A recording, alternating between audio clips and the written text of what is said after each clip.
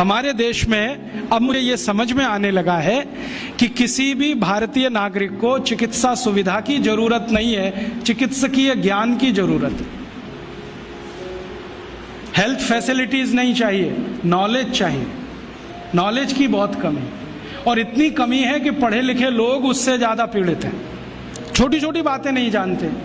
पानी को उबाल के पीना, ये इतनी छोटी सी बात है, लेकिन आज के समय की बीमारियों में सबसे इफेक्टिव है, खासकर 3 महीने की ये जो। तो आप उनको बता दो भैया पानी उबाल के पियो, उबाल के पानी पीने से क्या होता है वो समझा दो उनको, 10 मिनट में समझ में आ जाए। फिर उनसे कहो कि खाना खाते हो तो कुछ ये खाओ ये मत खाओ, क्योंकि दिनचर्या ऋतुचर्या जो आयुर्वेद की है ना, वो जरूर सीख लो। दिनचर्या और ऋतुचर्या जरूर सीखो, आयुर्वेद की बहुत आवश्यक है। और आपको मैं एक किताब का नाम बोल के जाता हूं, इसको पढ़ो। भगवत गीता जैसे पढ़ी जाती है, रामचरितमानस जैसे पढ़ी जाती है, उस किताब का नाम है अष्टांग हृदय।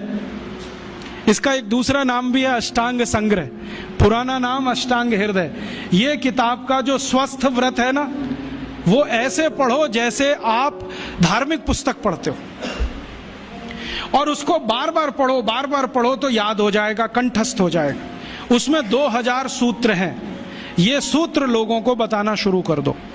छोटे छोटे सूत्र हैं, जैसे खाना खाने के बाद पानी मत पियो, स्वस्थ रहना है जिंदगी भर तो खाने के 1 घंटे के बाद पानी पियो। क्यों नहीं पिए वो आप सब जानते हो, सरल भाषा में उनको समझा दो। फिर उनको बोलो पानी पियो तो घूंट भर भर के पियो, सिप करके पियो, ताकि ज्यादा लार शरीर में जाए, वात पित्त कफ तीनों संतुलित रहे। ठंडा पानी कभी मत पियो। मैंने दुनिया में ठंडे पानी पीने वालों को बहुत देखा है। यूरोप और अमेरिका के लोग चिल्ड वाटर पीते हैं, बर्फ का पानी फ्रिज में रख के पीते हैं। परिणाम जानते हैं क्या होता है? सवेरे जब टॉयलेट रूम में जाते हैं तो 1-1 घंटे बाहर ही नहीं आते। उनको पूछो भाई तुम क्या कर रहे थे 1 घंटे वहां? तो कहते हैं न्यूज़पेपर पढ़ रहे थे, मैगजीन पढ़ रहे थे। क्यों पढ़ रहे थे? स्टूल पास नहीं होता। क्यों नहीं होता? कॉन्स्टिपेशन है, जोर लगाना पड़ता है फिर भी नहीं होता। गाना भी गाते हैं मेरे सपनों की रानी कभी आएगी, फिर भी नहीं आती। और अंतिम दुष्परिणाम पता है क्या होता है? उनको पेट साफ तो होता नहीं, तो सांस में से भयंकर बदबू आती है। किसी अमेरिकन यूरोपियन के नजदीक बैठ जाओ, अगर वो लिस्ट्रीन स्प्रे करके नहीं आया तो 1 मिनट नहीं बैठ सकते। हर समय उनको माउथ फ्रेशनर स्प्रे करना पड़ता है, क्योंकि अंतड़ियां साफ नहीं है, कब्जियत है, मल भरा हुआ है, उसमें कचरा जमा है।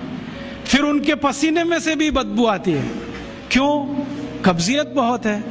और पसीने की बदबू दूर करने के लिए डिओडोरेंट स्प्रे करते रहते हैं। और आप तो सब जानते हो कि अगर कब्जियत है तो बाल भी कड़क रहते हैं, तो उन कड़क बाल को सॉफ्ट करने के लिए क्या क्या सब करते हैं। शैम्पू लगाते हैं, शैम्पू के बाद पता नहीं क्या क्या लगाते हैं। ये सब वो जो करते हैं ना, उनकी मजबूरी है, स्टेटस सिंबल नहीं है। इसको अपने दिमाग से निकाल दो कि ये कोई स्टेटस सिंबल है। तो सरल भाषा में समझाओ, ठंडा पानी पीने से ये होता है, मत पियो, समझ जाएंगे। फिर उनको बोलो सवेरे उठो तो सबसे पहले पानी पियो। फिर उनसे बोलो खाना खाओ तो बैठ के खाओ, कभी भी खाना खाओ तो पूर्व दिशा में मुंह करके खाओ, सो तो पूर्व दिशा में। ये अष्टांग हृदय में इतने अद्भुत छोटे छोटी बातें हैं तो संस्कृत में है, लेकिन अब तो उसका हिंदी भी आने लगा है। तो हिंदी ले लो, हिंदी वर्जन ले लो, इसको पढ़ो, बार बार पढ़ो, और ये जाके गांव में सबको बताओ। फिर उनको कहो देखो ये तो है स्वस्थ रहने के लिए, अब तुम बीमार पड़ो तो बताओ तुम्हारी बीमारी क्या है। ये बीमारी है तो ये दवा है, ये बीमारी है तो ये दवा है। और मेरा आपसे एक निवेदन जरूर है कि अगर आप होम्योपैथी से भी इलाज करो तो उसकी मूल दवा जरूर बता दो।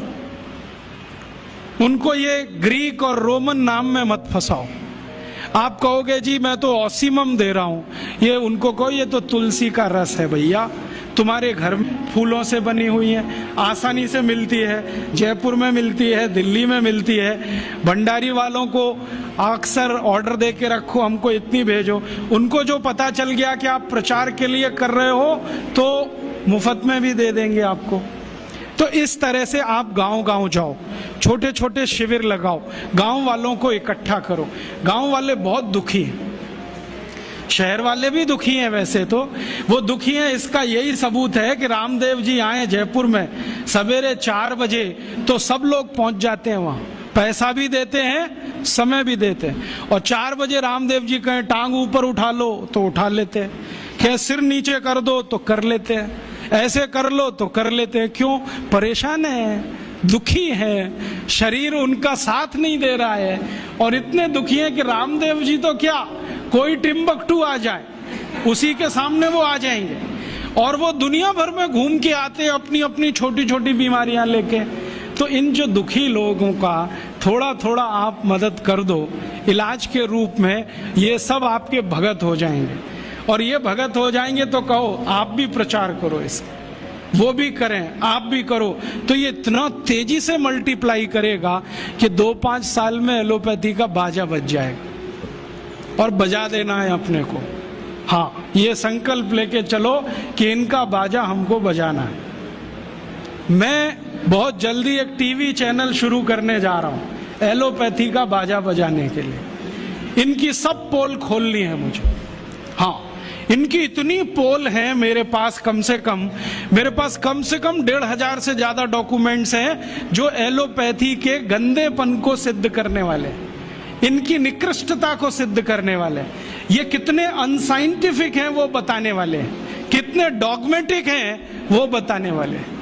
मेरे पास ऐसे बहुत इंटरव्यूज हैं बड़े बड़े डॉक्टरों के, वो कहते हैं कि हम कोई डायग्नोसिस नहीं करते, तीर मारते, लग गया तो ठीक, नहीं तो तुक्का।